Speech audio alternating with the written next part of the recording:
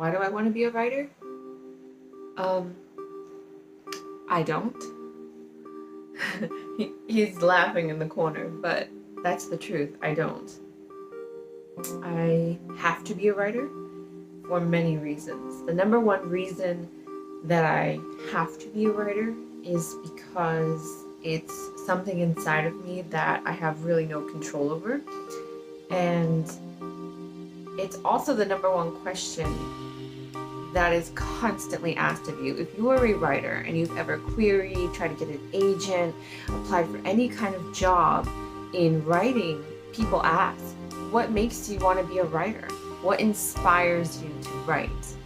And while there's no right or wrong answer, in my opinion, to that, the truth is that I don't think any person who is an artist on any spectrum ever decides to be that. You can decide to work with your technique and your craft, but I don't think that you consciously decide I'm going to be an artist. I don't, right? I don't think that is what happens. I know it's not what happened to me. What happened to me was having a very traumatic childhood, and when I was 17 years old, trying to deal with the death of my mom, which is kind of what we're going to start to catalog. It's something I've never really talked about in depth. It's something that I've always put into my work, into my projects, books, little stories that I write. You'll see that death is always like a prominent thing, or people having some type of really bad situation in their family life. And I try to put like a comical spin on it. I try to make it where in the end, you get your happily ever after. But it's kind of my way of dealing with those things in my life. So when I was 17 years old, my mom died as she was coming home from work, and it was kind of unexpected, but at the same time, there were warning signs. My mother had been a smoker since she was a teenager herself. She was born in 1947. So it's not like today where, we're very aware of how bad smoking is for us. She grew up in a time when it was cool, it was trendy, that was what you did, and nobody made a big deal out of it. My mom probably smoked 2 at least packs a day of cigarettes. She would smoke in the car with us. She would smoke in the house, in her bedroom. You'd walk into her bedroom, it would just be like this waft of smoke. I mean, you would just walk into like a smoke room, and she would just, it was just natural to her. It was a natural thing to her. And about a year before she died, maybe a year and a half before she died, she was having a lot of complications, and she was going to the doctor a lot. She was actually in the ICU for a moment, and she kind of knew that things were bad, but she was very, very addicted to smoking and couldn't stop.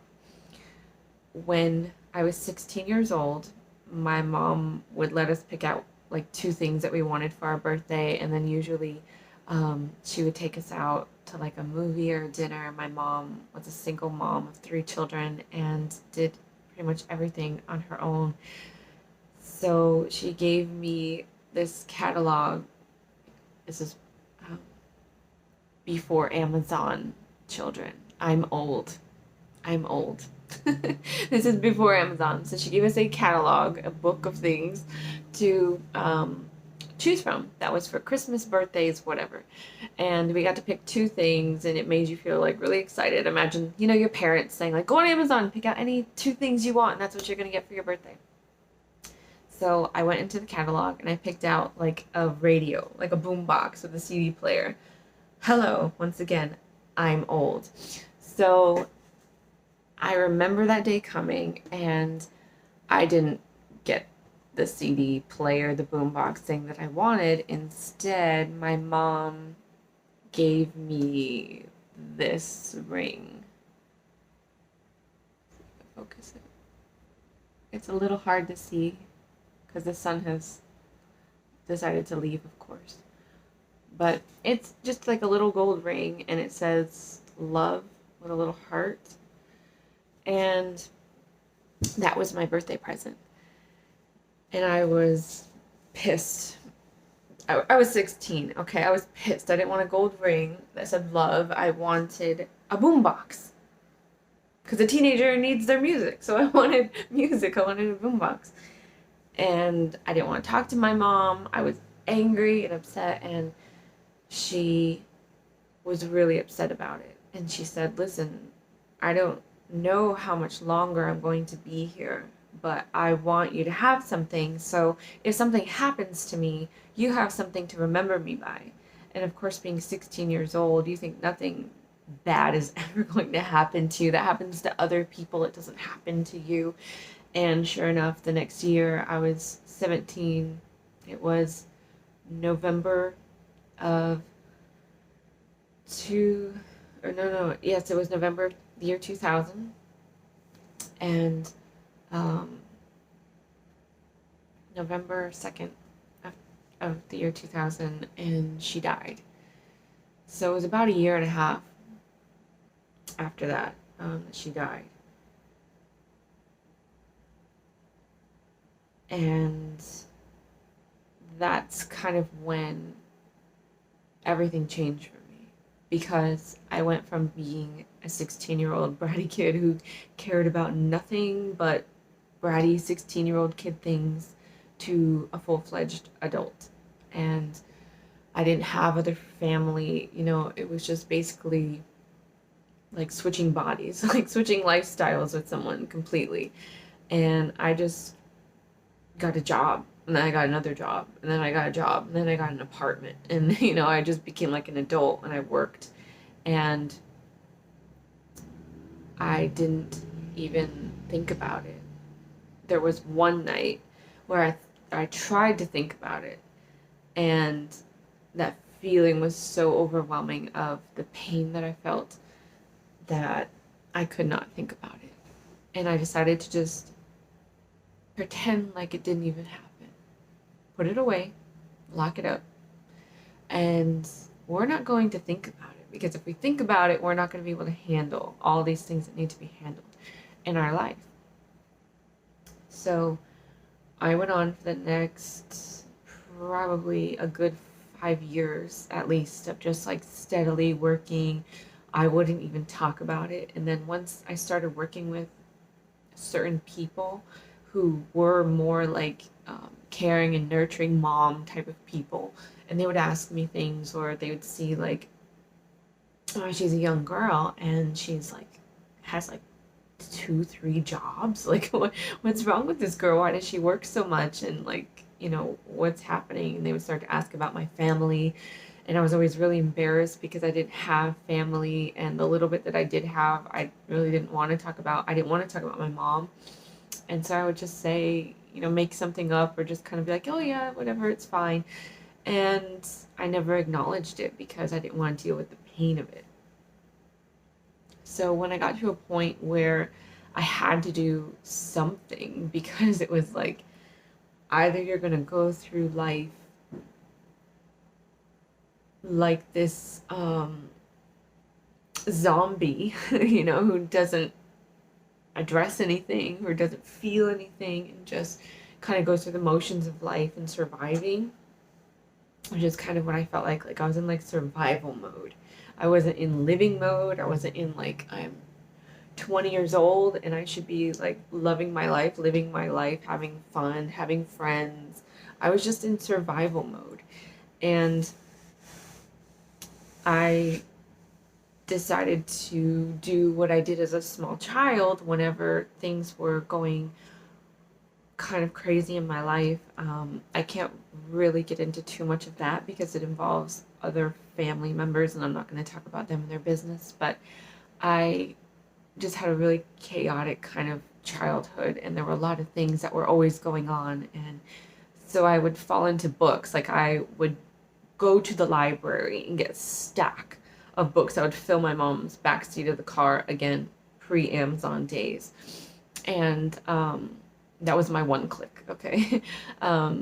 And I would just read and get lost in these worlds. And I loved storytelling. I loved being creative, being imaginative, and then I loved writing my own stories. And I never thought about it in terms of like being a writer who would have a job as a writer. I just did it as an outlet to kind of escape my world and all the chaos of my world. So when I became an adult and the chaos in my world was at its highest, and I didn't really know how to even start to tap into what bothered me and the death of my mom, I just started writing about it in a fictional sense, and like, how would this character deal?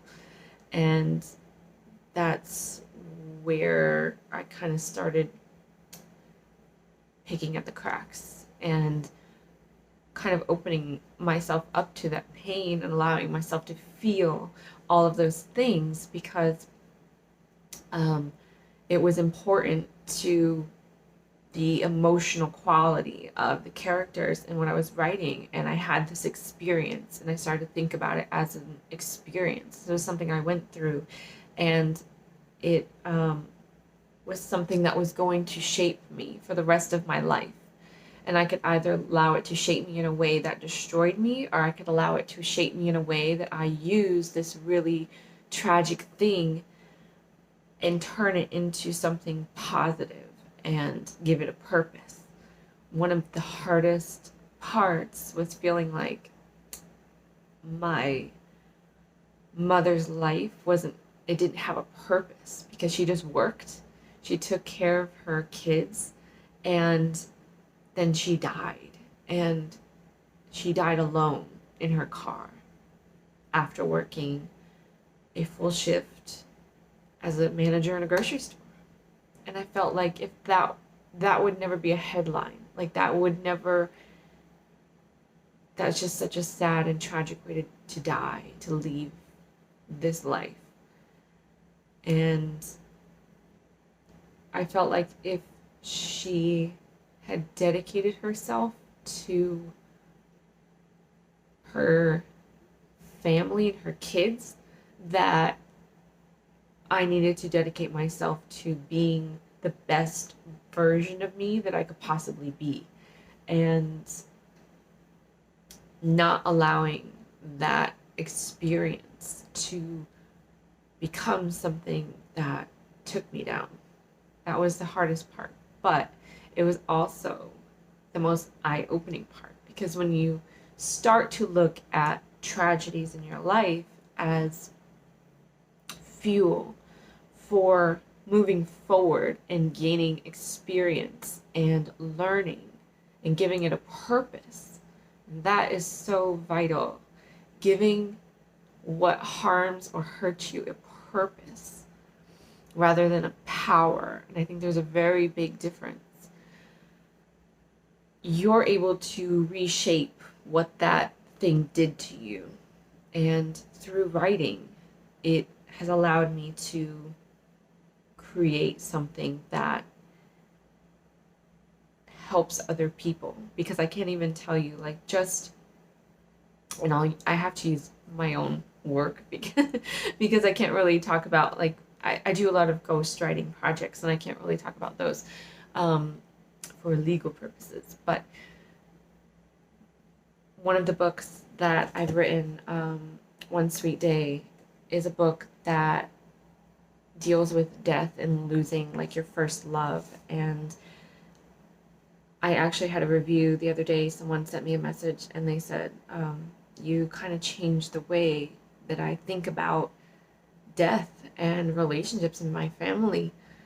And that is where the power goes back to you, because it lets someone else also have that freedom and have that power to go, this kind of makes sense. Um, and it allows you to escape the hurt of it all. It allows you to give your life a purpose again. And when people say, like, why do you write? And I always joke around and I say, like, I don't want to write because, you know, to create, to write is to kind of hurt and to kind of cut yourself open because nobody